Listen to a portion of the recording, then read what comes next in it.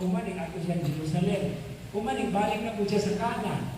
Nya niining ganina atong ebanghelyo sa ganina. The Feast of the Tabernacles is approaching.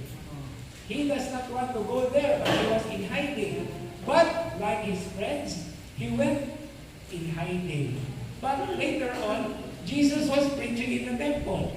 So nagbalik-balik din si Jesus kadto sa Jerusalem. Before he was brought to the court before he suffered, died, and buried, and then resurrected from the dead.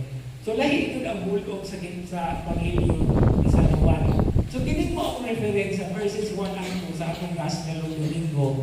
It is especially so much connected with Luke as a reference to Jesus' last week in Jerusalem. And what is the last week of Jesus in Jerusalem? That begins with Palm Sunday, followed by Holy Monday, Holy Tuesday, Holy Wednesday, Monday, Thursday, Good Friday, Black Saturday. Anong last man na, tungod kay namatay man siya sa Davis. Pagkabanhaw niya, bago na niyang kinabuhi. No? So that is the last week in Jerusalem. Now these two verses refer to a historical situation agreed upon by the synoptics and now even taken in the Gospel of John, during which he taught in the temple during the day, sa adlawan, and he goes outside the city on the Mount of Olives at night. Una nga, akining Mount of Olives or Olivet, kuwan man ko siya, kung saan siya kabungtod na nag-atubang usap sa bukid sa Jerusalem. Okay, kanang Jerusalem, hindi naman ako sa kabukid at mga bukid-bukid. Unang daghang bukid, daghang bungtod, daghang po, sa may Binisaya of Valley, daghang walog. Kaya naay bungtod, naay duha ka bungtod, ang kumaan is walog. So muni kanunay ang ipadayag sa ikinarawan sa Synoptic Gospels. Now, in other words, these two verses is a case of an interruption rather than an insertion. Okay? Normally, it is accepted as inserted into the Gospel of John. But in reality, it is an interruption. Kaya ang iyang element, ilabi na ang description sa verses 1 and 2, synoptic kaayo, dili Johanay.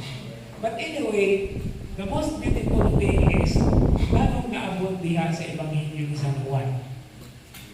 My take here is, it means that any gospel whatsoever is always talking about the person of Jesus. Isang pagkayamutan pa man ang mga detalye diha. Mula ko kita, no?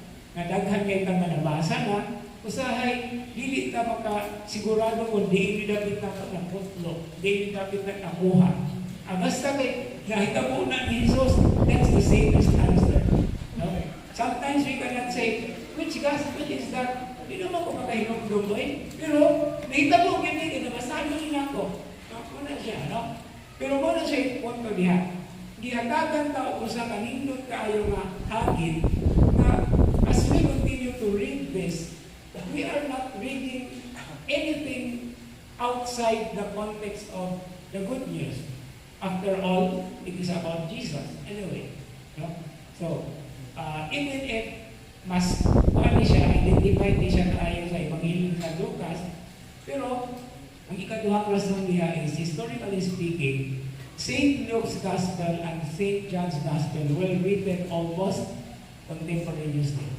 Pari-pariha sila o mga tuig, magkadugo na sila o tuig na nasulat ng Ebanghelyo nila. Ang unang nasulat, sumala sa scholarship is Mark. Ang ikaduha is Matthew. Ang ikatulo is between John and Luke. Okay.